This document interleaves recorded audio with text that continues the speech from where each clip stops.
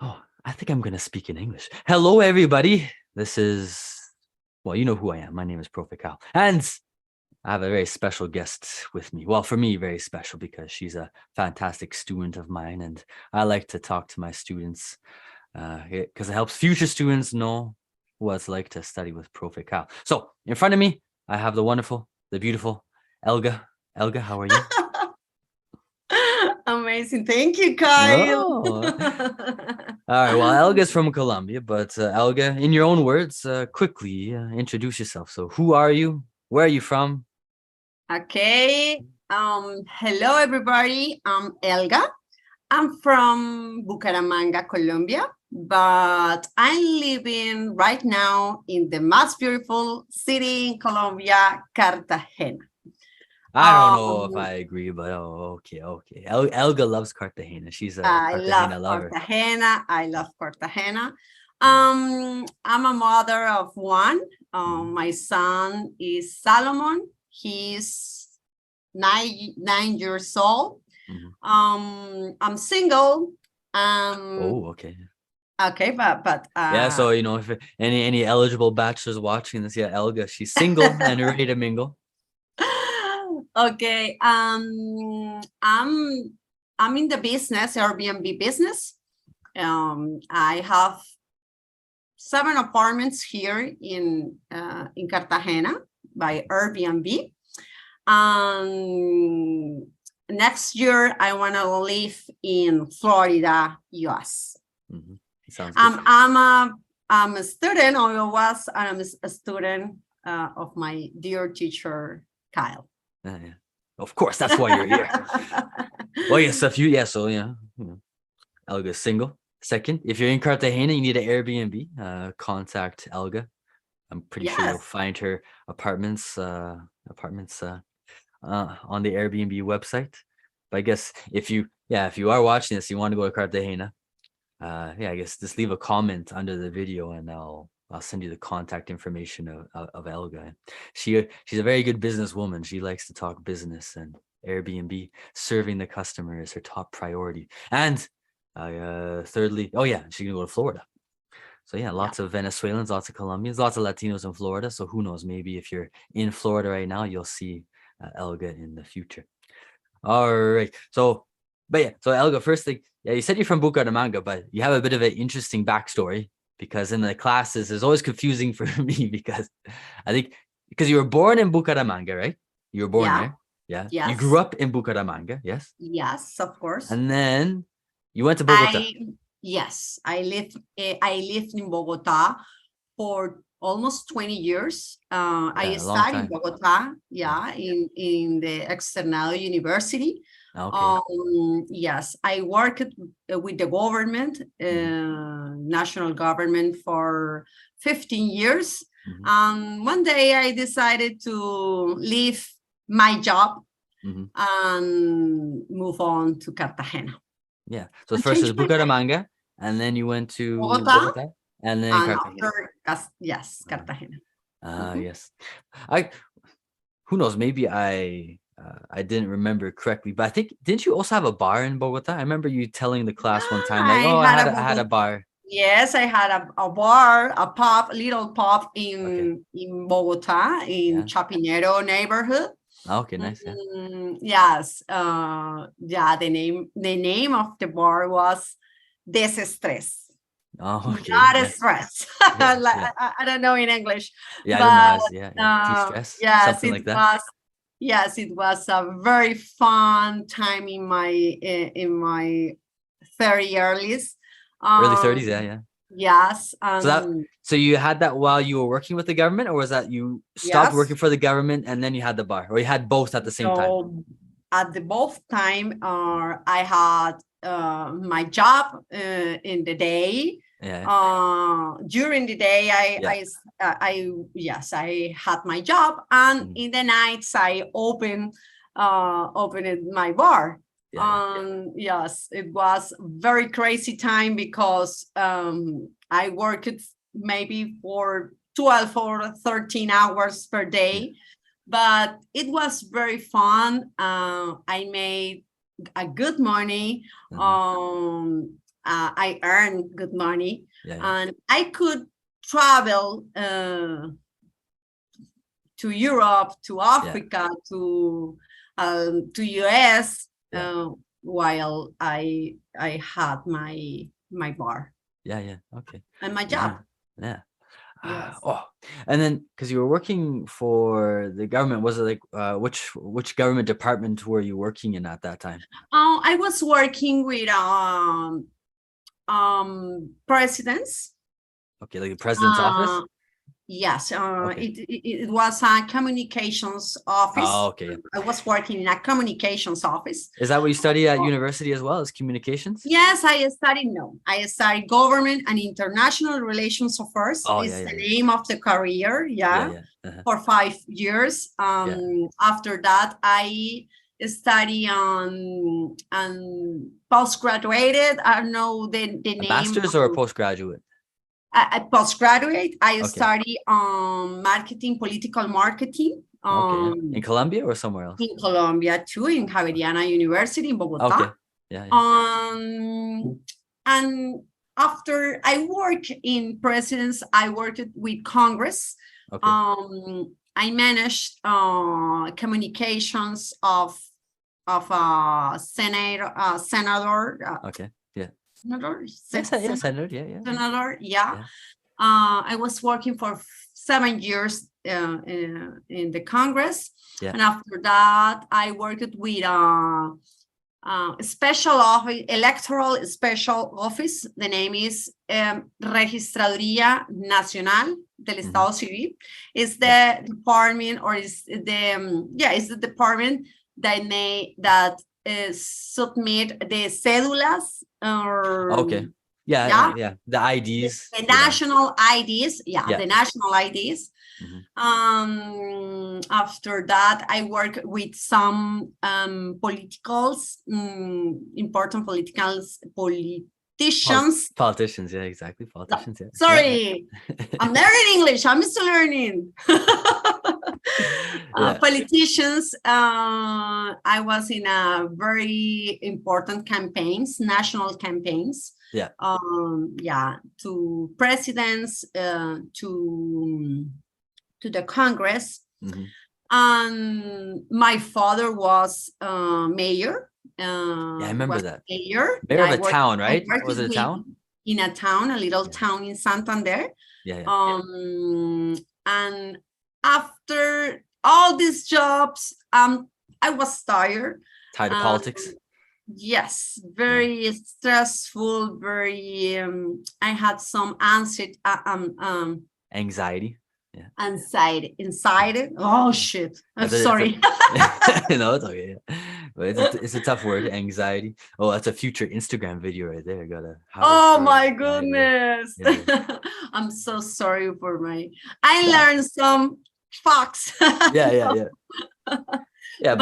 you were tired of politics. Lots of anxiety related with the job. Tired about politics and very stressful, and I decided to be independent, to start with a business first in US, and because of that I decided to study English, because I studied English in my university, but it was a very basic English, when I decided, because I'm guessing, I think most Latinos, they learn English also in high school, like so that'd be like a really basic school, elementary, since elementary school until university, but it's not I don't know, it's not a specific English, and no, every classes that you take is in English, is in Spanish. Only one class you learn English, English class. That's all. And when I decided to start my entrepreneur life, or I don't know, entrepreneur life in US, I needed to study English, and I found you, and after that I found you by Instagram, and I started the classes with you. for Well, almost actually, 2 years. Was it 2 years? Yeah, I was trying to remember how No, long. yeah. I should almost 2 probably years. record how long students study with me, but I don't. Yeah.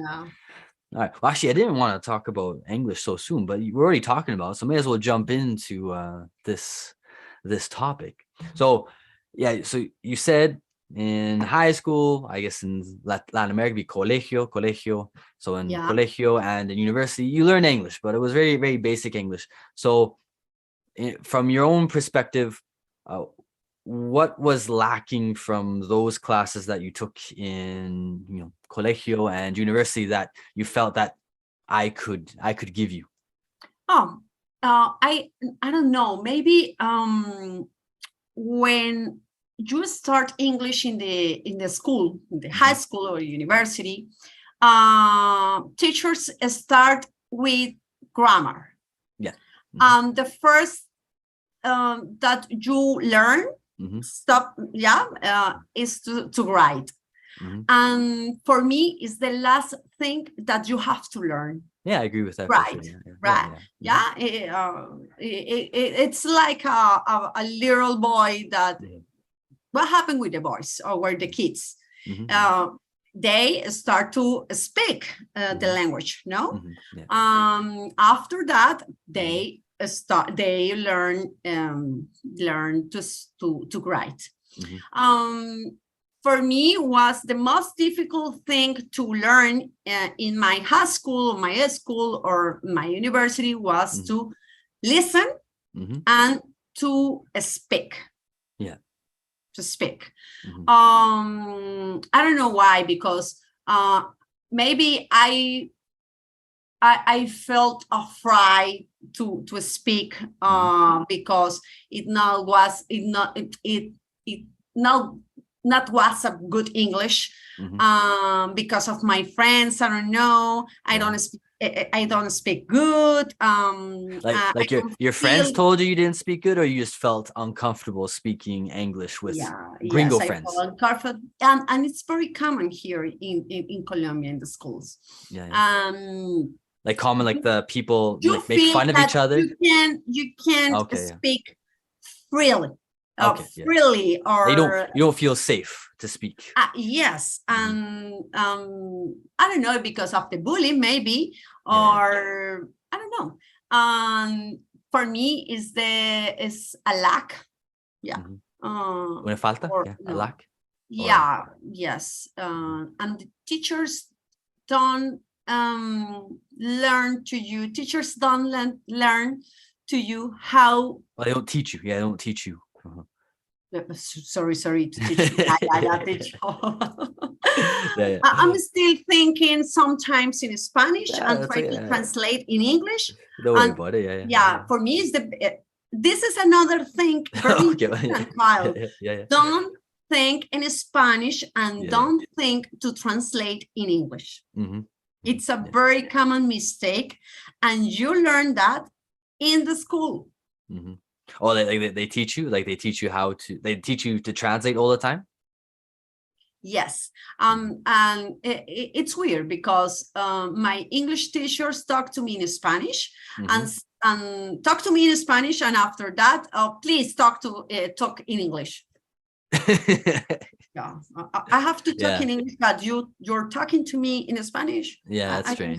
Yeah, that doesn't very make sense. common. Yeah, I think, well, it could be. I don't want to say all Latin American teachers are bad, but I know a lot of them don't have good English, so they try to hide their bad English. So it seems like something they would do if they want to hide that they don't really speak English that well. So they speak Spanish. They say, okay, the educational system here is not working because it was working. Maybe a lot of people would be talking in English very good. Okay, for sure. There's been no results from all the investment. You have to take another courses, you have to pay another teacher, and you have to travel, you have to submit some interchange, or you have to do language exchanges. Language is Exchange, yeah, that's stuff. Yeah, exchanges, yeah. You have to travel to learn another country. Yeah, for sure. Yeah, because that's something people always tell me is like, oh, I have to go to another country to learn English. And yeah, it probably will help you learn English, but at the same time, I don't think it's you have to do it. But I understand. So somebody from your own perspective, somebody who's gone through the same thing that you've gone through, they probably think in their head, the only way I'm going to ever learn English is if I go to another country, which isn't true. But yeah, if you go through the same experience that you did, you might start thinking it's impossible to do it in your own country. All right. Well, you kind of answered another question I have for you. So I want to go to this question then. So you found me, but yeah, what made you decide to take my classes? Was it something I said? Was it something I described about my classes that attracted you? But yeah, what made you decide to take that leap and take classes, experience the Profe Kyle methodology? Because you are a hot teacher. That's a bonus, yeah. That's the thing. That's the thing that makes people take classes. Yeah. Okay. Because when I watch your Instagram, I saw your post, and I like your methodology. I like the way that you teach. Because it was fun, but with structure. Okay. With I remember that I asked you, where did you study? Okay. So this is before taking classes, like on Instagram, you asked me before the classes. Before the classes, because I say, okay, this is I see that he's a good teacher, but where did he learn to teach? Okay, for me it's important. Yeah, for sure. Yeah. Because everybody wants to sell in Instagram. Everybody says that that they are professionals, but somebody, it's a fake. I noticed that you study in Canada language, or that you I felt safe. I felt like I was gonna screw you over. I was gonna scam you. I was a real teacher. Yes. Okay. And for me, it was very important to review and to see your reviews too. Your comments. But sometimes my comments are kind of but I like the way that you teach, the way that you teach. Very different and very fun, very fresh. There's mostly so first I had a structure, and then you also like that. It wasn't boring. It wasn't like a robot. It wasn't boring. It was easy. You shared the information. The way that you want to stay there. To what is the way to pronounce that? How can I get more vocabulary? I love your post with pronunciation. Because the pronunciation was very difficult for me. You always say to me that I had I was like because I don't open. Yes, because I didn't open my mouth. And I learned a lot with you. I improved my pronunciation. Well, actually, we're gonna talk about that in 1 second. So you decided to take the classes. Like for me personally, it'll be interesting to get your perspective, because this is just my own perspective. But from my perspective, I have my posts on social media, and I'm proud. I'm proud of my posts. I do good work, but at the same time, my classes are very different, because sometimes people will say, "Oh, like your classes on social media are really good," and for me, it's like, "Oh, those are just posts. My classes are very different." So, from your own from your own perspective, from your own experience, were the classes what you expected? Were you expecting something else? Or were they exactly as you expected? It was the same. Your classes are very, very good classes. I recommend a lot your classes because you divide the classes. Divided is the word. Or you separate your classes in a way that you never are boring. No, you're never bored. Never bored. Never bored. And I like the classes, the pronunciation classes. I love the writing classes. The topics that you put, very interesting topics. At the end of my classes, I remember the videos, like documental videos with some interesting topics about, I don't know, a lot of problems here in the world, and and you can discuss with your partner, and you can see you can watch the video, and after that to talk in the group. And it was very fun. I love the music. When we have to fill up fill in the blanks. Fill in the blanks. Fill in the blankets in the the blankets. Blanks. And it's a very, very fun, but with a structure. And I love that. Well, I guess so quickly, because if somebody sees this part of the interview, they might be thinking, so what is Elga talking about? So usually in 1 month of classes, there's 8 classes. So Elga would have experienced a story class. There would have been extreme pronunciation class. There would have been the speaking class. There would have been like a presentation class, or a class where we watched a video. Then usually another story.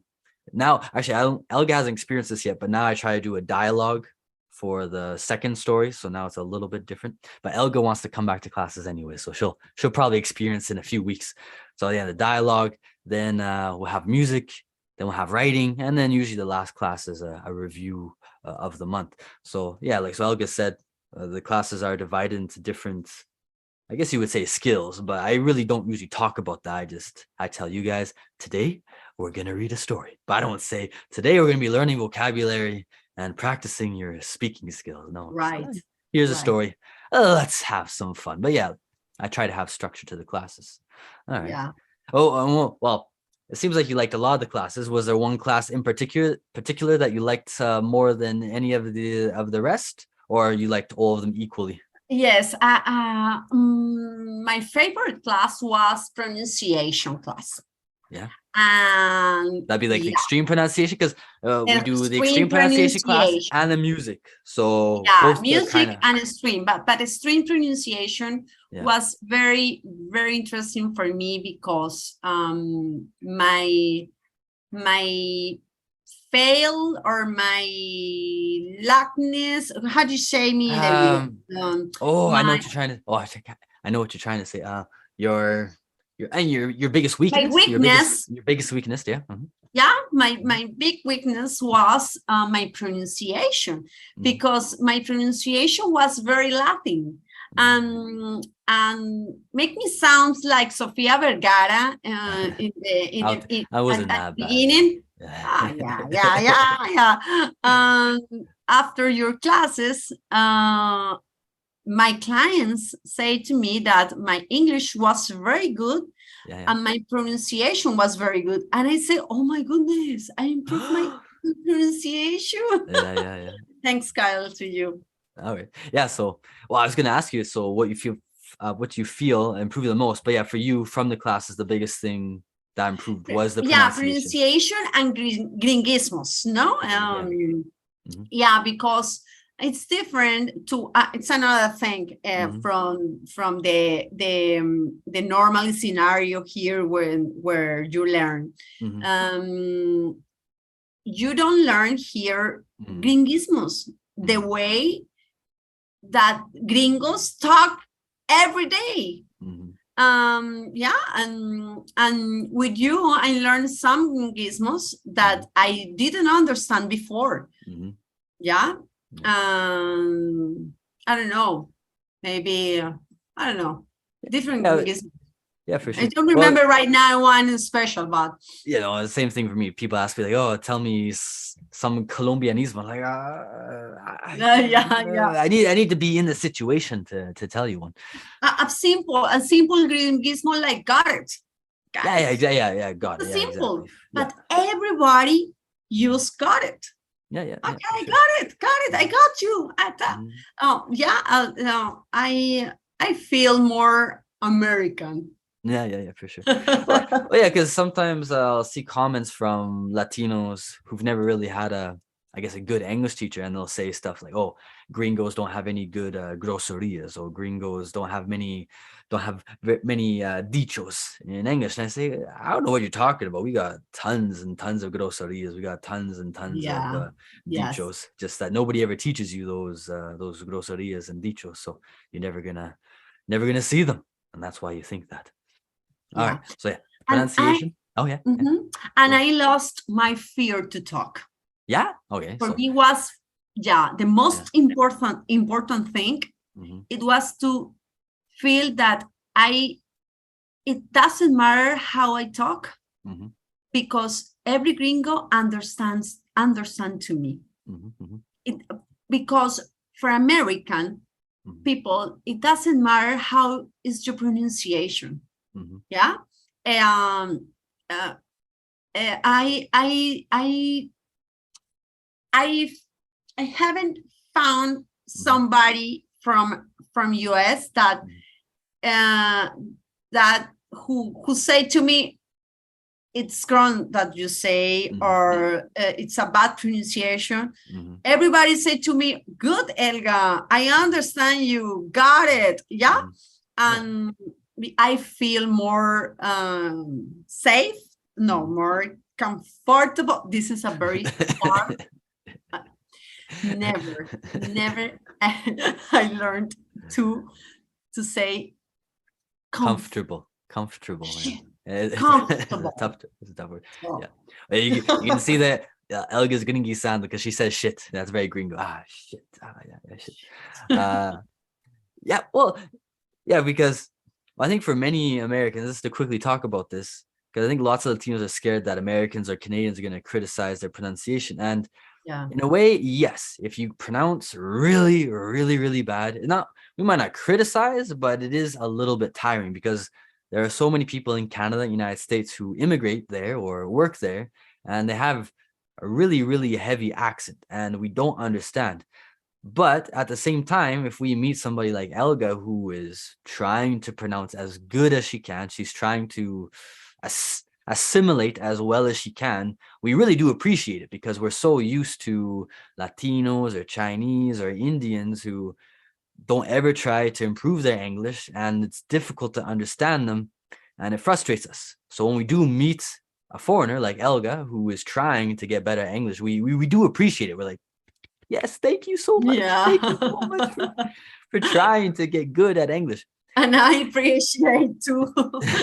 Yeah, for sure. Yeah, because I get comments from people saying, "Oh, gringos always expect Latinos to speak perfect English," and for me, I don't think Elga will ever get rid of her accent completely. It's really difficult for me too. It's difficult for me to get rid of my gringo accent in Spanish. But as long as I'm trying to speak good Spanish, I know that Latinos will appreciate it. It's the same thing with Americans or Canadians. As long as you're trying to improve your pronunciation, we do appreciate it. We just want to understand you. We don't need you to have a perfect accent. We just want you to not speak in a way that we don't understand at all. So that's a good point that you made. Yeah, because most Latinos think Americans, Canadians are very scary. But yeah, in reality, we don't have any problems with foreigners as long as they speak intelligible English, in our own opinion. Yes. All right.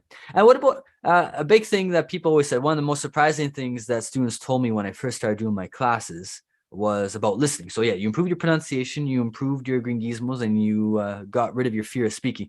But did you notice anything about listening? Because you also said before, Oh you my couldn't goodness. listen very Yes. well before. The listening was very hard until to take your classes. Never I understood any gringo or any movie in when I watch Netflix or some movie in English. I never understood. When I started to take your classes, I did a very good exercise to listen that advice from you, to listen my movies or everything that I watch in TV, on TV in English with subtitles in English. And I took this habit, I'm right now, I'm still watching my movies, my serials in English with subtitle in English. My listening improved a lot because you speak, you speak with clarity. With clarity or clearly, I speak clearly. You speak clearly, and I don't know what happened, but I improved my listening. I started to at the first the first and second and third class maybe I couldn't understand you, but I was passions. I had passions with that. I noticed that some people, some students, all the students that you had in this when I started, listened very good. You speak and they understand everything. And oh my goodness, I don't understand what I do here, but I think it's with passions and very passions with you, with myself and with myself. After maybe 1 month or two, I started to listen very good and to understand to you the classes, and when you ask to me something, I understood almost everything. And right now, after almost 2 years with you, I understand everything that you say, and it's very good for me. Very good. I have clients, Afro-American. I was telling to you, I have some Afro-American clients that, and their English, oh my goodness, is very hard to understand because they talk very quick, and I don't know, they eat words. I don't know. They yeah, that's what you say in Spanish. Se comen las palabras. Yes, in Spanish. I'm saying in Spanish. I don't know how to say it in English, so I may as well say eat. They eat their words. They speak very quick and what? What are you saying? But I understand. I understand the things that they want to tell me and to say to me. I'm very happy for that. Thanks to you too, Kyle. And the movies that I see, your advice, it was very helpful for me. And everybody that who wants to learn English, my advice is to watch TV in English with subtitle in English. Even if you don't understand at the beginning, after maybe 1 month, 2 months, 3 months, you're going to understand everything, almost everything. And it's a very good advice. Well, I was going to ask you for advice you would give somebody, but now you already gave the best advice you have. Yes. So if you're watching this, make sure you're watching TV shows, music, movies. listen to movies, listen to music. It's very helpful too. But if you sing the song, what? Listen and sing and think the song. Okay, yeah, you gotta sing too. Yeah, sing in the shower. You're reading, while you're reading, you're reading the lyrics. letter. Yeah, the lyrics. Yeah, and Latinos love to sing, so yeah, why not? Why not sing some English? Yeah, do it. Yes. Yes. And because you have your Airbnbs, and I think you started this Airbnb business when you were in classes. I guess quickly, because for people who don't know, Elga was taking class with me. She took classes for 2 years, like she said at the very beginning. But yeah, she's taking a break for I think about a year. So, but it sounds like she wants to do classes again in December. So she hasn't been in classes for 1 year, but during that time, so she started when she was in classes with me. She started her Airbnb business, and now she's expanded the business. So I guess I just wanted to ask you, how has improving your English helped you in your business? Has it helped a lot, being able to speak more fluently in English and understand what your clients are saying? Oh my goodness, it has been amazing, because my clients are Americans. And with Airbnb, you have a translator, but it's not the same to translate the conversations when American try to talk to you. The translator not always translate good in a good way. I put off the translator, and I start to speak and to listen my clients in English. And with your classes, I felt very safe, and I'm very felt with confidence to talk and to listen and to understand. Yes, and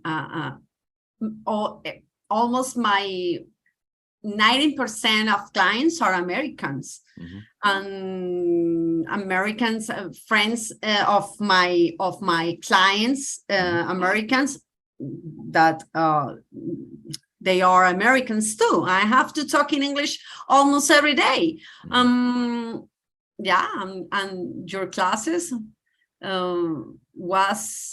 were the best way that I can find to improve my English.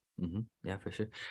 And when you're communicating with your clients, is it mostly through like the Airbnb message platform, or are you also you're also calling them, texting them, messaging them? Some clients don't want to write.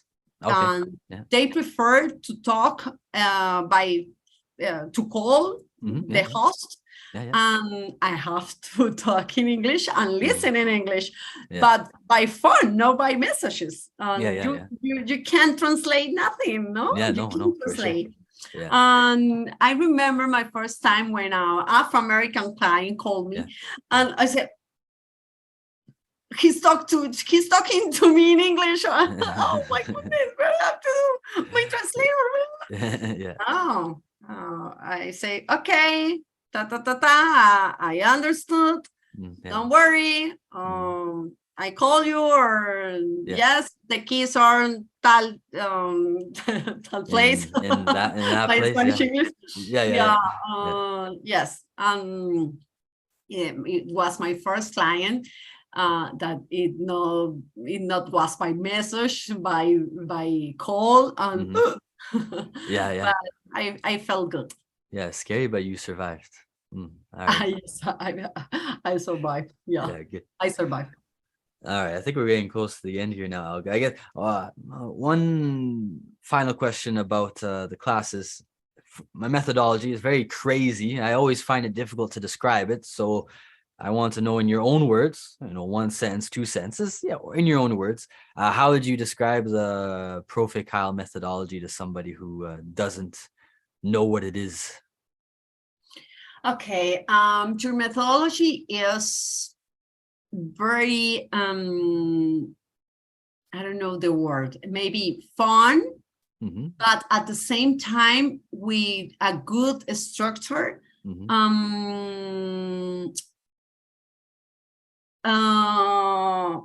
Fresh. I don't know. I like the word fresh. It's fresh. Yeah. With I think you're a very good teacher, and you're a very good teacher because you know what are you know how is our culture. It's very important that you speak Spanish and you speak Russian. You are learning Russian. I'm getting close, Elga. I'm getting very close. Soon I will speak Russian. Okay. And you know how is the feeling for people that who wants to learn another language, and you know how can you share your knowledge because you are in the place of the student too. Yeah. And if you can read, or you can you can read, you can notice how what is that we need as students. You're doing well. And I felt that you, in your classes, I felt that you has the knowledge, you know my culture, you know my weaknesses, my how do you say strengths, and because I don't know your classes with how many people. How many students do you have? Maximum 9 students. This is a very good thing, because you have in a little group, no, and you can say to every student, okay, Elga, you have to improve tal, or maybe you can improve your pronunciation about this word, about these sentences. Okay. And it's very personalized. I don't know the word. Sometimes would you say I do the same thing in Spanish sometimes. But personalized, like for the individual student, or you mean like personalized for the Latino culture? In the group. Yeah, and in the group. I remember that my group was very fun group. And I made some friends there. Yeah, they had like Monica, you had Angela, you had Nicole. Yes. And I felt very good. I felt very good because my partners, or my classmates, or my partner's classmates were in the same position, like me. And I don't know, in towards fun, but structured. Yes, structured, but yes, and with confidence. And I felt with confidence, and I gained confidence in English, thanks to you. Yeah, for sure. Yeah, I definitely want to give students confidence. All right, good. Well, I think that's all the questions I have for you. I don't know, Elga, any other final comments about learning English or your experiences with the classes? Yes, you're very cheap too. That's the second time. The second student who's told me, yeah, your classes are really cheap. I was like, what? Oh, I gotta start raising my prices. Yeah. Yes, very good price for every Latin American. Is not excuse the money. It's not excuse the money.